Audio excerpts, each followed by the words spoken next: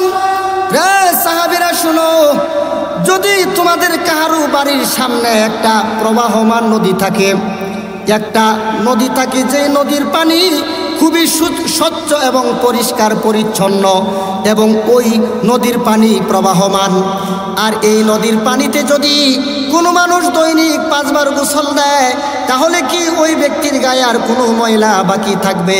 সাহাবায়ে কেরাম বলেন, ইয়া রাসূলুল্লাহ, ইয়া হাবিবাল্লাহ, আল্লাহর নবী গো, না, ওই ব্যক্তির গায়ে আর কোনো ময়লা বাকি থাকবে না।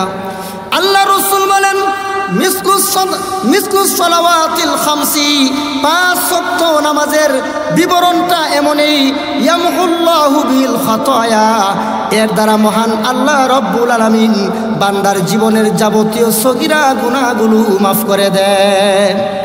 আর আমার শুধু তা না, আল্লাহর হাবিব মুহাম্মদুর রাসূলুল্লাহ সাল্লাল্লাহু আলাইহি ওয়াসাল্লাম মিশকাত শরীফ প্রথম খণ্ড কিতাবুস সালাত অধ্যায়ে আল্লাহর নবী বলেছেন, as-সালাওয়াতুল খামসু ওয়াল জুমআতু ইলাল জুমআতি ওয়া রমাদানু ইলা রমাদান।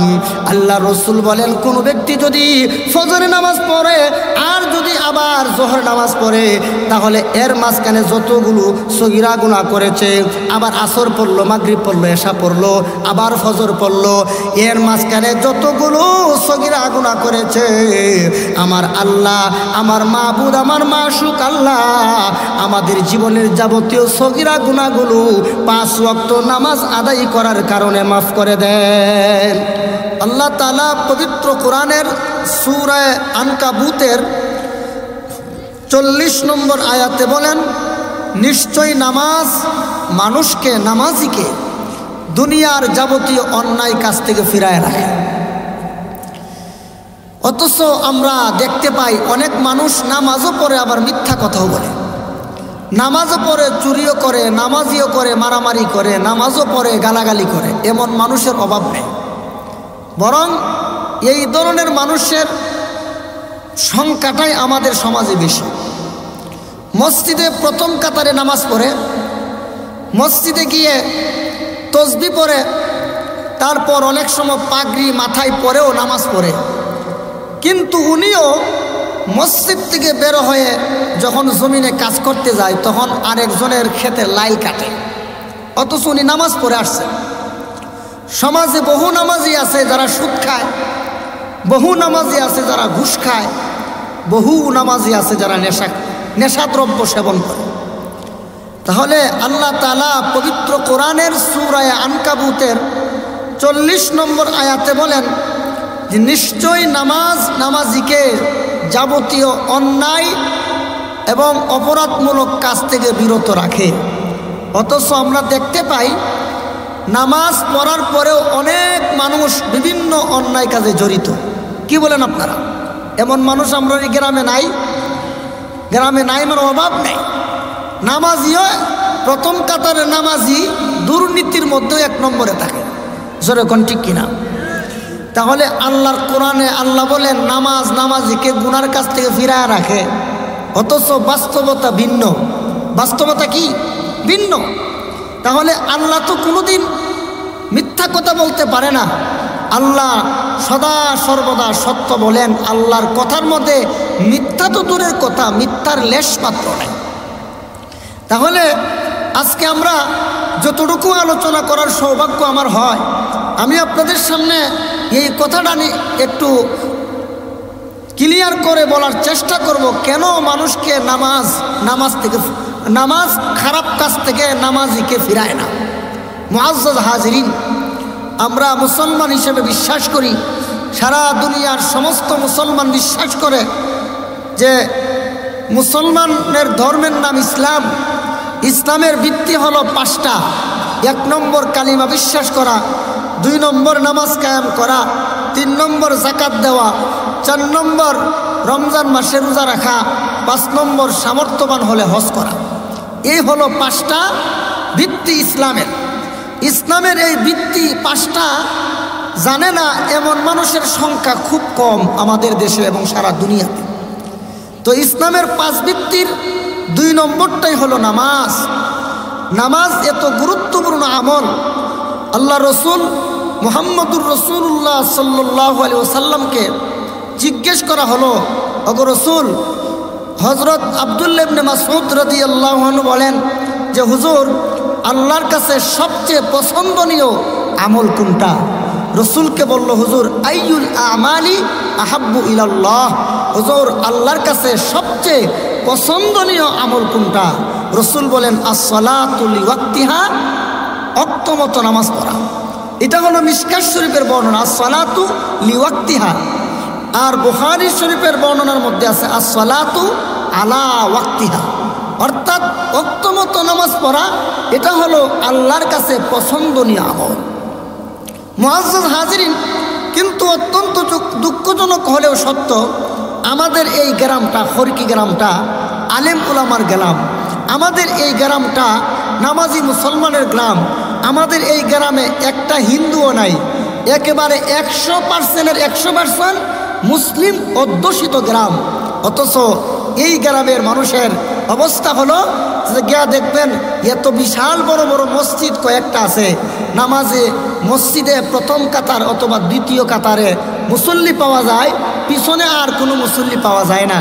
অথচ শুক্রবারে দেখবেন পুরা মসজিদ ভরে, রাস্তাঘাট ভরে যায়। তাহলে এত বিশাল বড় জনগোষ্ঠীর একটা গ্রাম, এই গ্রামে মানুষ মুসল্লি, এত মুসল্লি থাকার পরও দেখা যায় আমরা ওয়াক্তমতো নামাজ পড়ি না। মুআজ্জাজ হাজিরিন, আলেম উলামার গ্রাম। তারপর শুধু আলেম উলামা না, বিখ্যাত উলামায়ে কেরামের গ্রাম হলো আমাদের এই খড়কি গ্রাম। এখানে এই গ্রামের কৃতি সন্তান ছিলেন হযরত আল্লামা শরীফউদ্দীন নওয়ারাল্লাহু মারকাদাহু, যার জনপ্রিয়তা ছিল আকাশচুম্বী। এমন একটা গ্রামের মানুষ হওয়া সত্ত্বেও আমরা নামাজ পড়ি না। অথচ নামাজ ইসলামের ভিত্তি। হযরত রাসূল করিম সাল্লাল্লাহু আলাইহি ওয়াসাল্লাম বলেন, বুনিয়াল ইসলামু আলা খামস, শাহাদাতি আল্লাহ ইলাহা ইল্লাল্লাহ ওয়া আন্না মুহাম্মাদুর রাসূলুল্লাহ ওয়া ইকামিস সালাহ। আল্লাহ রসুল বলেন, ইসলামের ভিত্তি হলো 5টা, এর মধ্যে 2 নম্বরটাই হলো নামাজ। নামাজ এত গুরুত্বপূর্ণ, রাসূল করিম সাল্লাল্লাহু আলাইহি ওয়াসাল্লাম উনি উনার তিরুধানের সময়, ইন্তেকালের সময়ও তিনি বলছেন, আসসালাত আসসালাত, হে আমার উম্মতেরা, নামাজ নামাজ। মুআজ্জাজ হাজিরিন, আল্লাহ জাল্লা শানুহু পবিত্র কোরআনের 82 জায়গায় নামাজের কথা বলেছেন। নামাজ এমন একটি আমল, বান্দা এবং কাফের, আল্লাহর মুমিন বান্দা আর কাফিরের মধ্যে শুধু ব্যবধান হলো নামাজ। আল্লাহ রসুল বলেন, বাইনাল আবদি ওয়া বাইনাল কুফরি তরকুস সালাহ। আল্লাহ রসুল বলেন, মুমিন বান্দা আর কাফিরের মধ্যে ব্যবধান শুধু নামাজ। মুমিন বান্দা নামাজ পড়ে, কাফিরের দল নামাজ পড়ে না। এজন্য একজন কাফির আর একজন মুমিনের মধ্যে ব্যবধান শুধু নামাজ। মুআজ্জাজ হাজিরিন, শুধু তা না, আল্লাহ রসুল আরেক হাদিসের মধ্যে বলেন, আসসালাতু ইমাদুদ্দিন, নামাজ হলো দ্বীনের স্তম্ভ। মান তারাকাহা ফাকাদ হাদামাদ দ্বীন, যে ব্যক্তি নামাজ ছেড়ে দিল সে ইসলামের স্তম্ভকে ধ্বংস করে দিল, আর যে ব্যক্তি নামাজ কায়েম করলো সে ইসলামকে প্রতিষ্ঠা করল। মুআজ্জাজ হাজিরিন, শুধু তা না, এক হাদিস আল্লাহ রসুল বলেন, আসসালাতু মিফতাহুল জান্নাহ, নামাজ হলো জান্নাতের চাবি। আরেক হাদিস আল্লাহ রসুল বলেন, আউয়ালু মা ইউহাসাবু বিহিল আবদু ইয়াউমাল কিয়ামাতিস সালাহ, নামাজ এমন একটি আমল যেই নামাজের হিসাব সর্বপ্রথম কিয়ামতের ময়দানে আল্লাহ আমাদের কাছ থেকে নেবেন। মুআজ্জাজ হাজিরিন, নামাজ মুমিন মুসলমানের গুণ, একজন মুমিনের গুণ যা হওয়া দরকার, এর মধ্যে অন্যতম একটা গুণ হলো নামাজ। মুমিন মুত্তাকি নামাজ পড়ে, কাফিরের দল নামাজ পড়ে না, পাপিষ্টের দল নামাজ পড়ে না, মুমিন মুসলমান নামাজ পড়ে। মুআজ্জাজ হাজিরিন, নামাজের মাধ্যমে শুধু আল্লাহর সান্নিধ্য অর্জন হয় এমন নয়, বরং নামাজের মাধ্যমে মুসলমানের মধ্যে একতা, ঐক্যবদ্ধ হওয়া, এটা নামাজ আমাদেরকে শেখায়। আমরা নামাজে দাঁড়াইয়া ইমাম সাহেবকে সামনে রাখি, আর পিছনে আমরা মুসল্লিরা দেখা গেছে আমরা কাতারবদ্ধ হয়ে দাঁড়াই। একজন ইমামকে সামনে রেখে হাজারো মুসল্লি পিছনে নামাজ পড়ে। এর দ্বারা এই বার্তা দেওয়া হয় যে মুসলমানদের মধ্যে একতা, মুসলমানদের মধ্যে ঐক্যবদ্ধ করার জন্য নামাজের কোনো বিকল্প নয়। মুআজ্জাজ হাজিরিন, এই নামাজের মাধ্যমে একজন মানুষ সময়ের পাবন্দি এটা শিখে। কারণ নামাজ যেহেতু ওয়াক্ত মতো আদায় করতে হয়, দুনিয়ার যাবতীয় অন্যান্য কাজকর্মগুলোও ওয়াক্ত মতো আদায় করা লাগে। এই জন্য এই নামাজ এমন একটা গুরুত্বপূর্ণ আমল, আল্লাহর নবীকেও আল্লাহ তাআলা তিনি ছুটি দেন নাই, হে নবী আপনার নামাজ পড়তে হবে না, বরং আল্লাহ আমাদের নবীকে বলেন ওয়ামুর আহলাকা বিসসালাতি ওয়াসতাবির আলাইহা, হে রাসূল আপনি নিজে নামাজ পড়েন, আপনার পরিবার পরিজনকে নামাজের আদেশ করেন, আপনি নিজেও নামাজের উপর অটল অবিচল থাকেন। তাহলে আমি নামাজ পড়ি না, আমার পরিবারের কেউ নামাজ পড়ে না, অথচ এই নামাজের আদেশ আল্লাহ রসুলকে দিছেন, রসুলের ফ্যামিলির সদস্যদেরকে দিছেন এবং বলছেন হে রসুল আপনি নামাজের উপর অটল অবিচল থাকেন। অথচ আমরা মুসলমান সারা সপ্তাহ কোনো নামাজ পড়ি না, শুধু শুক্রবারে নামাজ পড়ি। যদি জিজ্ঞেস করা হয় কিও তুমি কি নামাজে আসো না, ব্যাপারটা কি, তখন কই সারা সপ্তাহ কাজ কামে ব্যস্ত থাকি, এজন্য শুধু শুক্রবারে নামাজ পড়ি।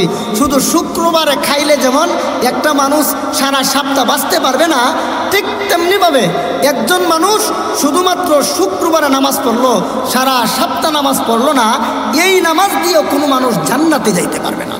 যদি জাহান্নাম থেকে বাঁচতে হয়, আল্লাহর সন্তুষ্টি অর্জন করতে হয়, অবশ্যই দৈনিক 5 বেলা নামাজ আদায় করতে হবে, কোনো ছাড় নাই। একজন অন্ধ সাহাবী আল্লাহ রসুলের কাছে এসে বলে যে হুজুর আমাকে কি রুখসত দেওয়া যায় না, যে আমি তো অন্ধ মানুষ, আমি মসজিদ চিনি না, আসতে পারি না। তখন আল্লাহ রসুল বলেন যাও তোমাকে রুখসত দেওয়া হলো। সহিহ মুসলিম শরীফ প্রথম খণ্ডে কিতাবুস সালাতে এই হাদিস উল্লেখ আছে। যখন অন্ধ চলে যাচ্ছিলেন আল্লাহ রসুল ডেকে আনলেন, বললেন তুমি কি আজানের আওয়াজ শোনো?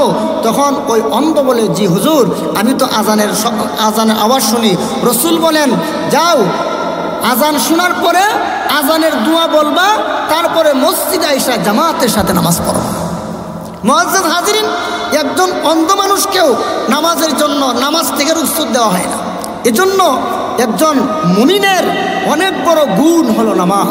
আল্লাহ তাআলা পবিত্র কোরআনের সূরাতুল বাকারার একেবারে শুরুর দিকতে আল্লাহ বলেন الذين يؤمنون بالغيب ويقيمون الصلاة ومما رزقناهم ينفقون। তারপরে আল্লাহ তাআলা বলেন যারা মুত্তাকিন এরা গায়বের প্রতি বিশ্বাস করবে, নামাজ কায়েম করবে এবং তাদেরকে যে আমি আল্লাহ রিজিক দিয়েছি সেই রিজিক থেকে তারা আল্লাহর রাস্তায় খরচ করবে। এখানে দুনিয়াতে খাইয়া ঘুমাইয়া আর বাচ্চা জন্ম দিয়া দুনিয়ার জীবন শেষ করার জন্য আল্লাহ আমাদেরকে পাঠান নাই। আল্লাহ আমাদেরকে পাঠাইছেন কেন? আল্লাহর হুকুম পালন করার জন্য এবং আল্লাহ রাস্তায় কিছু দান সৎকা করার জন্য। মাহফিল দেওয়া হয় প্রতি বছর একটা, যখন বলা হয় যে ভাই 500 টাকা দেন, 100 টাকা দেন আল্লাহ রাস্তায়, মাহফিলের দরকার কি? অনেক পণ্ডিত আছে আমরা দেশও, মাহফিলের দরকার কি? আরে মাহফিলের দরকার কি? আমাদের দেশের হাজারো মানুষ বড় হয়ে গেছে, বয়স হয়ে গেছে, এখন মাদ্রাসায় গিয়া এলেম কালাম শিখার মতো আর কোনো সুযোগ নাই। এখন মাহফিলগুলোতে আইসা আলেমদের কথা শুননা এরা কিছু আমল করবে এবং জাহান্নাম থেকে বাঁচার চেষ্টা করবে। মুআজ্জাজ হাজিরিন, বলেন আপনারা কি মাদ্রাসায় ভর্তি হতে পারবেন?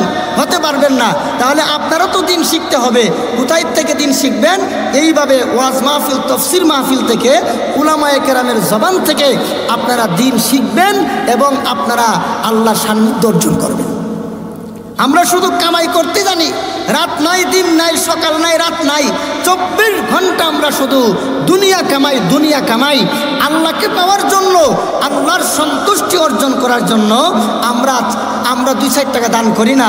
অথচ একজন মুত্তাকি, একজন মুমিন মুসলমানের গুণ হলো ওই লোকটা আল্লাহ রাস্তায় দান করবে। মুআজ্জাজ হাজিরিন, এই নামাজ এত গুরুত্বপূর্ণ। আল্লাহ তাআলা বলেন এই নামাজ সবার পক্ষে পড়া সম্ভব না। আল্লাহ বলেন ওয়াস্তাঈনু বিস-সাবরি ওয়াস-সালাহ ওয়া ইন্নাহা লাকাবীরাতুন ইল্লা আলাল খাশিঈন। আল্লাহ বলেন ও মুমিন মুসলমান, তোমরা নামাজের মাধ্যমে আর সবরের মাধ্যমে আল্লাহর কাছে সাহায্য চাও। আর এই নামাজ পড়া সবার পক্ষে সম্ভব নয়। যাদের অন্তরে আল্লাহর ভয় আছে তাদের পক্ষেই নামাজ আদায় করা সম্ভব হয়। অনেক জ্ঞানী, অনেক ধনী, নামাজ পড়ে না, তাহলে বোঝা গেল তার অন্তর আল্লাহর ভয় নাই। যার অন্তর আল্লাহর ভয় হাসিল হয়ে যাবে ওই ব্যক্তি কোনোদিন নামাজ কাজা করতে পারে না। মুআজ্জাজ হাজিরিন, আমাদের সমাজে নামাজ নিয়ে বিভিন্ন দল, বিভিন্ন মত। একদল ভণ্ড আছে, ভণ্ডরা বলে যে 5 ওয়াক্ত নামাজের কথা কোরআনে নাই। যদি থাকে, বাংলাদেশের কোনো মৌলবী যদি থাকে, তাহলে দেখাও 5 ওয়াক্ত নামাজের কথা কোন জায়গায় আছে। এইগুলো আমরা দেশের যাত্রা গানে পীর ফকির ওলিয়া উলিয়া দাবিদার নামক কিছু ভণ্ড দাজ্জাল কাজ্জাব বেঈমানের গোষ্ঠী আছে। এরা বলে 5 ওয়াক্ত নামাজের বিবরণের কথা নাকি কোরআনে নেই। আপনারা কি মনে করেন 5 ওয়াক্ত নামাজের বিবরণের কথা কোরআনে নাই না আছে? কি বলেন? নাই? আরে আপনাদের আশেপাশেই তো অনেক ভণ্ডরা গান গায়। মৌলবী যদি 5 ওয়াক্ত নামাজের কথা কোরআনে থাকে দেখাও। এগুলো ভণ্ডরা বলে, ইউটিউবে চার্জ দিয়ে দেখবেন যে ভণ্ডরা এই গান গায়। অথচ 5 ওয়াক্ত নামাজের বিবরণের কথা আল্লাহ কোরআনে সুন্দরভাবে বলে দিচ্ছেন, কিন্তু এরা বলে নাই। নাই বলে কেন? 2 কারণে বলে নাই। প্রথম কারণ হলো এই জন্য বলে নাই যে হয়তো গাঞ্জা খাইতে খাইতে, ইয়াবা খাইতে খাইতে, মদ খাইতে খাইতে মাথা এত নষ্ট হয়ে গেছে, এখন কোরআনে যে 5 ওয়াক্ত নামাজের বিবরণের কথা আছে এটা বুঝি না। সেরকম ঠিক কিনা? আর না হয় ইহুদি খ্রিস্টানের চূড়ান্ত পর্যায়ের দালাল হওয়ার কারণে বলে 5 ওয়াক্ত নামাজের বিবরণের কথা কোরআনে নাই। অথচ আল্লাহ জাল্লা শানুহু পবিত্র কোরআনের সূরা হুদের 114 নম্বর আয়াতে 4 ওয়াক্ত নামাজের বিবরণ দিয়েছেন। সূরা বনী ইসরাইলের 78 নম্বর আয়াতে আরেক ওয়াক্ত নামাজের বিবরণ দিয়েছেন। সূরা হুদের 114 নম্বর আয়াতে 4 ওয়াক্ত নামাজ, সূরা বনী ইসরাইলের 78 নম্বর আয়াতে আরেক ওয়াক্ত নামাজের বিবরণ। তাহলে মোট কত ওয়াক্ত হলো? মোট হলো 5 ওয়াক্ত। আমি আপনাদেরকে আয়াতটা পরে শোনাবো, মনোযোগ দিয়ে শুনবেন, আশা করি বুঝবেন, ইনশাল্লাহ হৃদয়ঙ্গম করার চেষ্টা করবেন। মুআজ্জাজ হাজিরিন, আল্লাহ জাল্লা শানুহু পবিত্র কোরআনের সূরা হুদের 114 নম্বর আয়াতে 5 ওয়াক্ত নামাজের মধ্যে 4 ওয়াক্ত নামাজের বিবরণ দিয়েছেন। আল্লাহ তাআলা বলেন, وَأَقِمِ الصَّلَاةَ طَرَفَيِ النَّهَارِ وَزُلَفًا مِّنَ اللَّيْلِ। আল্লাহ বলেন ওয়াকিমিস সালাহ, ও নবী আপনি নামাজ কায়েম করেন। কোন সময়? তরফাইন নাহারি, দিনের 2 প্রান্তে। দিনের 2 প্রান্তে নামাজ আদায় করুন। দিনের 2 প্রান্ত কি কি? একটা হলো ফজর আর একটা হলো আসর। তাহলে তরফাইন নাহার দ্বারা 2 ওয়াক্ত নামাজ আল্লাহ সাব্যস্ত করেছেন। একটা হলো ফজরের নামাজ আর একটা হলো আসরের নামাজ। এরপর আল্লাহ বলেন ওয়াজুলাফাম মিনাল লাইল, এবং রাতের কিছু অংশে নামাজ আদায় করুন। এর দ্বারা আল্লাহ মাগরিবের নামাজ এবং এশার নামাজ সাব্যস্ত করেছেন। তরফাইন নাহার দ্বারা ফজর এবং আসর, আর জুলাফাম মিনাল লাইল দ্বারা আল্লাহ তাআলা মাগরিব এবং এশার নামাজকে আল্লাহ সাব্যস্ত করেছেন। কয় রাকাত পাইলেন? আরো জোরে বলেন। 4 রাকাত। আর বাকি রইল কয় রাকাত? কয় ওয়াক্ত? 4 রাকাত না, 4 ওয়াক্ত পাইলেন। কয় ওয়াক্ত? 4 ওয়াক্ত। বাকি রইল আর কয় ওয়াক্ত? 1 ওয়াক্ত। এটা কোন ওয়াক্ত? জোহরের ওয়াক্ত। জোহরের ওয়াক্তের বিবরণ দিয়ে মহান আল্লাহ পবিত্র কোরআনের সূরা বনী ইসরাইলের 78 নম্বর আয়াতে বলেন, আল্লাহ বলেন আকিমিস সালাতা লিদুলুকিশ শামসি ইলা গাসাকিল লাইলি ওয়া কুরআনাল ফাজর ইন্না কুরআনাল ফাজরি কানা মাশহুদা। আল্লাহ বলেন ও নবী আপনি নামাজ পড়ুন, যখন সূর্য পশ্চিম আকাশে ঢলে যায় তখন নামাজ পড়ুন। তাহলে আপনারা বলুন তো দেখি, পশ্চিম আকাশে যখন সূর্য ঢলে যায় তখন কোন ওয়াক্ত নামাজ শুরু হয়? কি বলেন? জোহরের নামাজ। তাহলে লিদুলুকিশ শামস এই ইবারতের দ্বারা আমরা জোহরের নামাজ পাইলাম, তরফাইন নাহার দ্বারা ফজর এবং আসর পাইলাম, জুলাফাম মিনাল লাইল দ্বারা মাগরিব এবং এশার নামাজ পাইলাম। আল্লাহর কোরআন দ্বারা 5 ওয়াক্ত নামাজ সাব্যস্ত হয়ে গেল। আমাদের দেশের ভণ্ড বেদাতি দাজ্জাল কাজ্জাব বেঈমানের গোষ্ঠী, মালাউনের গোষ্ঠী, ইহুদি খ্রিস্টানের দালালরা বলে 5 ওয়াক্ত নামাজ নামাজের কোনো বিবরণের কথা কোরআনে নাই, অথচ আল্লাহ পবিত্র কোরআনের সূরা হুদের 114 নম্বর আয়াতে, সূরা বনী ইসরাইলের 78 নম্বর আয়াতে 5 ওয়াক্ত নামাজের বিবরণের কথা আল্লাহ বলেছেন। আর এই ভণ্ড কাজ্জাবার দাজ্জালের গোষ্ঠী বলে নাই, এরা কোনোদিন মুসলমান হইতে পারে না, নিঃসন্দেহে এরা ইহুদি খ্রিস্টানের দালাল। মুআজ্জাজ হাজরিন, তাহলে নামাজ এমন একটি গুরুত্বপূর্ণ আমল, যেই আমল নামাজ বাস্তবায়ন করার জন্য মুহাম্মদুর রাসূলুল্লাহ মক্কা থেকে মদিনায় গেছেন, মক্কা থেকে রাসূল করিম সাল্লাল্লাহু আলাইহি ওয়াসাল্লাম বদরে গেছেন, উহুদে গেছেন, হুনাইনে গেছেন। নামাজ কায়েম করার জন্য রাসূল দান মুবারক শহীদ করেছেন। নামাজ কায়েম করার জন্য উহুদের ময়দানে রক্ত জড়াইছেন, তায়েফের ময়দানে রক্ত জড়াইছেন। মুহাম্মদ সাল্লাল্লাহু আলাইহি ওয়াসাল্লাম ইন্তেকালের সময়ও বলেছেন নামাজ নামাজ। আর আমরা উম্মতে মুসলমান, উম্মতে মুহাম্মদী হওয়ার দাবিদাররা আমরা নবীর উম্মত হওয়ার দাবি করি, অথচ আমরা নামাজ পড়ি না।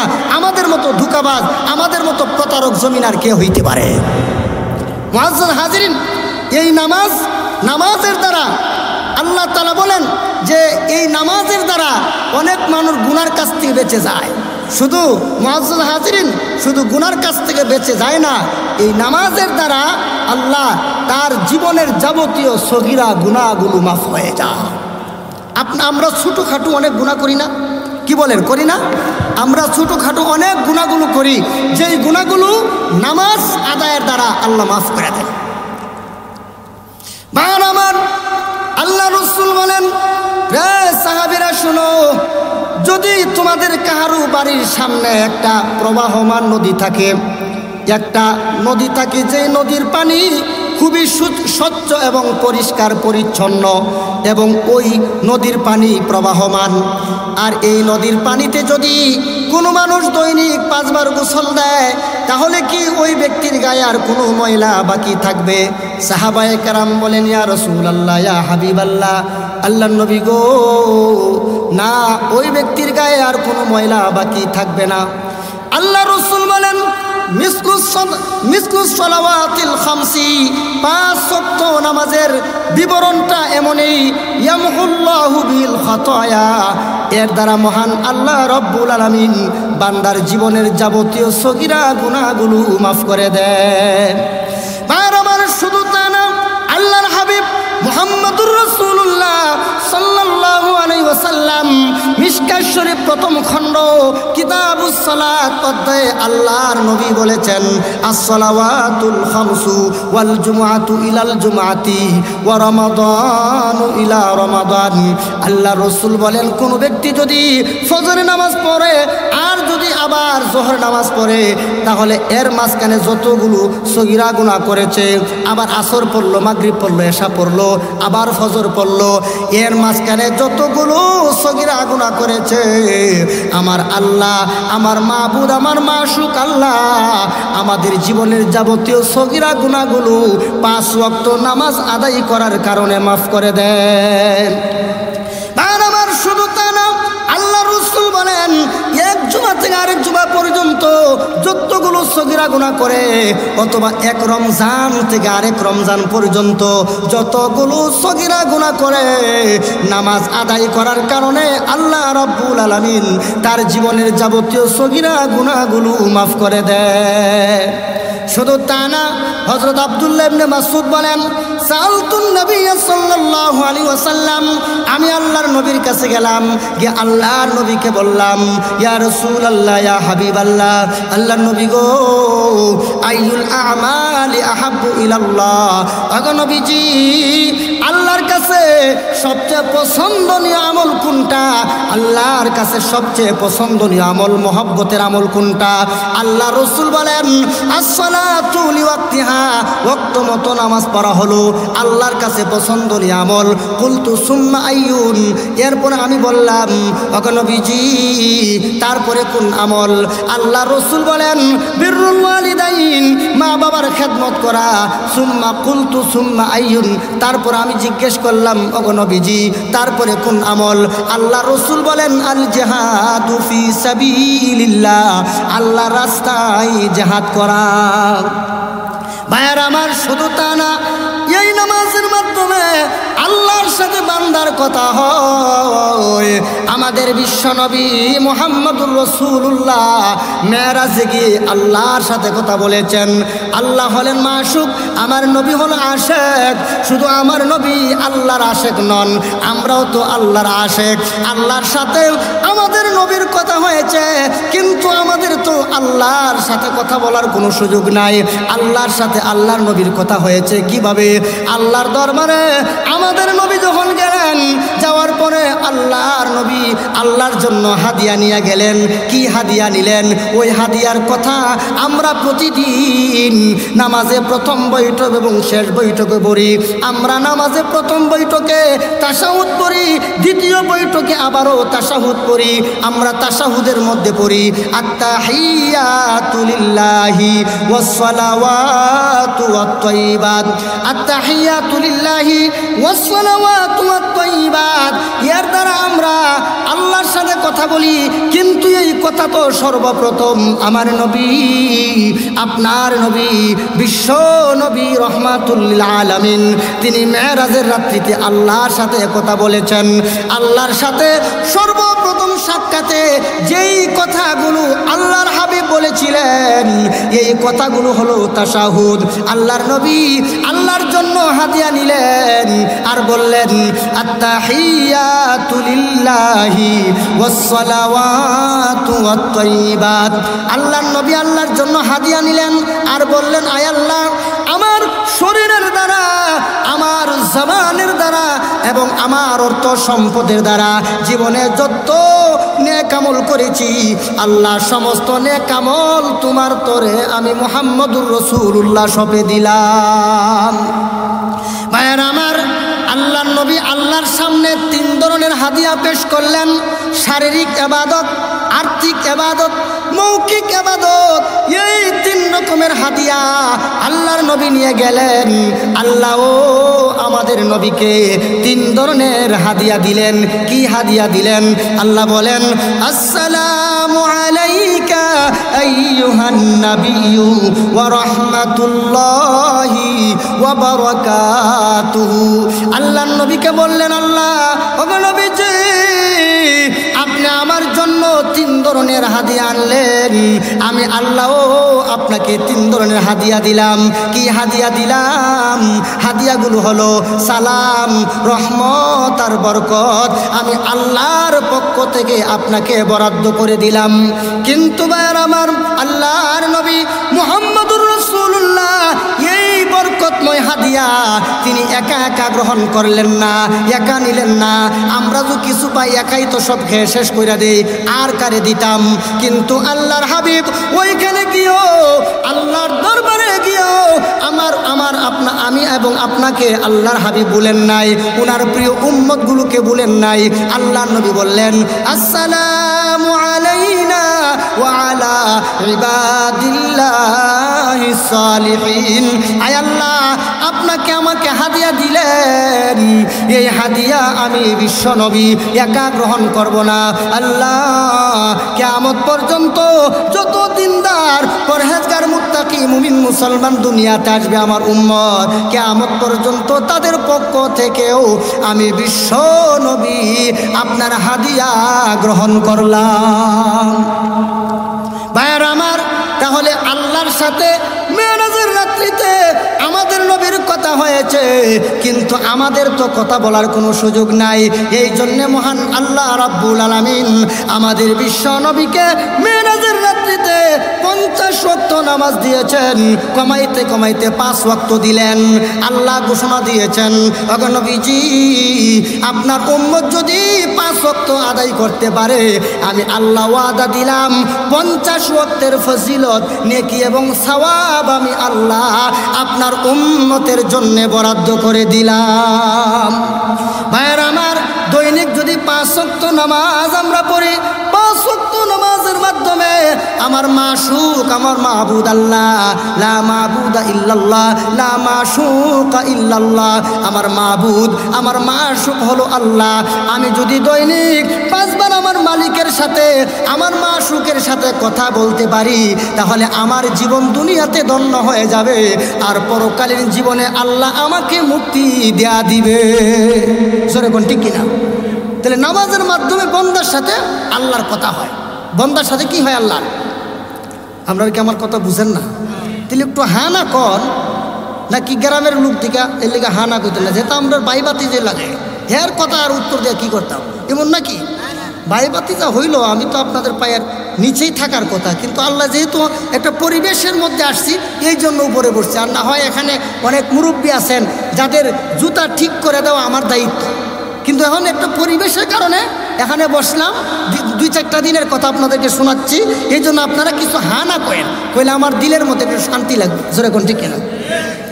ভাইয়ের আমার, বান্দা আল্লাহর সাথে কথা বলে নামাজের মধ্যে দাঁড়াইয়া বান্দা এবং আল্লাহর সাথে কথোপকথন হয়। কিভাবে কথোপকথন হয়? আল্লাহু আকবার। মুসলিম শরীফ কিতাবুস সালাহ প্রথম খণ্ডের 170 নম্বর পৃষ্ঠায় উল্লেখ আছে, আল্লাহর নবী বলেন, আমার উম্মতের সাথে আল্লাহর কিভাবে কথাবার্তা হয় শোনো। এইভাবে কথাবার্তা হয়, বান্দা যখন দাঁড়াইয়া আলহামদুলিল্লাহ রব্বিল আলামিন বলে, তখন সাথে সাথে আমার আল্লাহ বলে, হামিদানি আব্দি, আমার বান্দা আমার প্রশংসা করেছেন। আবার যখন বান্দা বলে আর রহমানির রহিম, তখন আমার আল্লাহ আর রহমানির রহিমের জবাবে বলে, আসনা আলাইয়া আব্দি, আমার বান্দা আমার গুণকীর্তন করেছে। তারপরে যখন বান্দা বলে মালিকি ইয়াউমিদ্দিন, তখন আমার আল্লাহ আমার মাশুক আমার মাবুদ আল্লাহ বলে, মাজ্জাদানি আব্দি, আমার বান্দা আমাকে সম্মান দিয়েছেন। এইভাবে বান্দা এবং আল্লাহর মধ্যে কথাবার্তা হয় নামাজের মধ্যে। তখন আল্লাহ বলেন, বান্দারে তুই আমার সাথে কথাবার্তা বলস। এটা হলো সংক্ষিপ্ত হাদিস, কিন্তু বিস্তারিত হাদিসে আছে, বান্দা যখন নামাজে দাঁড়াইয়া বলে আলহামদু, সমস্ত প্রশংসা, তখন আল্লাহ বলে মানিল হামদু, কার প্রশংসা? তখন বান্দা বলে লিল্লাহি, আল্লাহর প্রশংসা। আবার আল্লাহ প্রশ্ন করে আল্লাহকে, তখন বান্দা বলে রব্বিল আলামিন, যিনি তিনি হলেন আল্লাহ।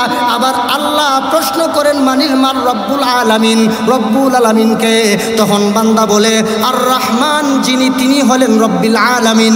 আবার আল্লাহ প্রশ্ন করেন আর রহমানকে, বান্দা বলে আর রহিম, যিনি তিনি হলেন রহমান। আবার আল্লাহ প্রশ্ন করে আর রহিম, রহিমকে। তখন বান্দা বলে মালিক ইয়াউমিদ্দিন, বিচার দিবসের মালিক যিনি তিনি হলেন রহিম। এইভাবে বান্দার সাথে আল্লাহর কথোপকথন হয়। এরপরে আল্লাহ বলেন, ও বান্দা তুই আমার কাছে কি চাস? তখন বান্দা বলে ইহদিনাস সিরাতাল মুস্তাকিম, আয় আল্লাহ তাআলা জাহান্নাম থেকে বাঁচার জন্য, জান্নাতে যাওয়ার জন্য যে একটা পথ নির্ধারণ করেছেন, সেই পথের নাম হলো সিরাতে মুস্তাকিম। সিরাতে মুস্তাকিম সমস্ত নবী রাসূলের পথ, সিরাতে মুস্তাকিম আমাদের নবীর পথ, সিরাতে মুস্তাকিম সমস্ত সাহাবীদের পথ, সিরাতে মুস্তাকিম আহলে সুন্নাত ওয়াল জামাতের পথ। এইভাবে বান্দা বলে ইহদিনাস সিরাতাল মুস্তাকিম, আল্লাহ সিরাতে মুস্তাকিম চাই। তখন আল্লাহ রব্বুল আলামিন বলে, বান্দা লাকা মা সাআলতা আবদি, ও বান্দা তুই যা চাইলি আমি আল্লাহ ও তোর জন্য সব কিছু বরাদ্দ করে দিলাম। তাহলে এর দ্বারা আল্লাহ রব্বুল, এর দ্বারা বান্দার সাথে আল্লাহর কথা হয় নামাজের মধ্যে। জোরে কোন ঠিক কিনা? তাহলে নামাজ ছাড়া কোনো মুসলমান থাকতে পারে না, নামাজ ছাড়া মুসলমানের একটা দিন কাটতে পারে না। আল্লাহ বলেন ওয়াবুদু রাব্বাকা হাত্তা ইয়াতিয়াকাল ইয়াকিন, ও নবী আপনি কতদিন ইবাদত করবেন? যতদিন না আপনার ইন্তেকাল হবে ততদিন নামাজ পড়বেন। আল্লাহ তাআলা কোনো বান্দাকে একটা সেকেন্ডের জন্যও ছুটি দেয় নাই, সর্বাবস্থায় আল্লাহর গোলামি পালন করতে হবে। জোরে বলুন ঠিক কিনা?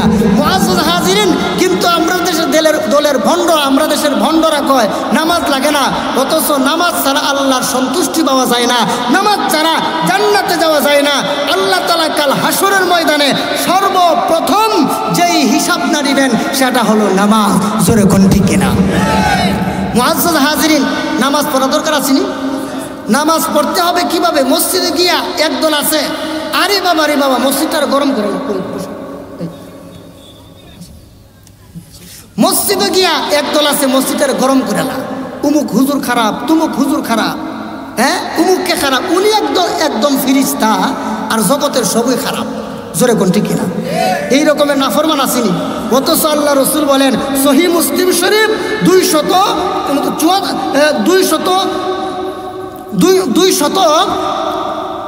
পৃষ্ঠার পরে কিতাবুস সালাতে আছে, আল্লাহ রসুল বলেন কোনো ব্যক্তি যদি মসজিদে গিয়ে চুপচাপ বসে থাকে, কোনো কথাও না বলে, তাকুলুল মালাইকাতু আল্লাহুম্মা গফির লাহু ওয়ারহামহু, ও আল্লাহ তোমার এই বান্দাটা চুপচাপ বসে আছে মসজিদে এসে, মসজিদের সাথে কোনো বেয়াদবি করে না, কাহারও বদনাম শিকায়ত করে না, আল্লাহ তুমি তোমার এই বান্দাটার উপর রহম করো আর এই বান্দাটাকে তুমি ক্ষমা করে দাও।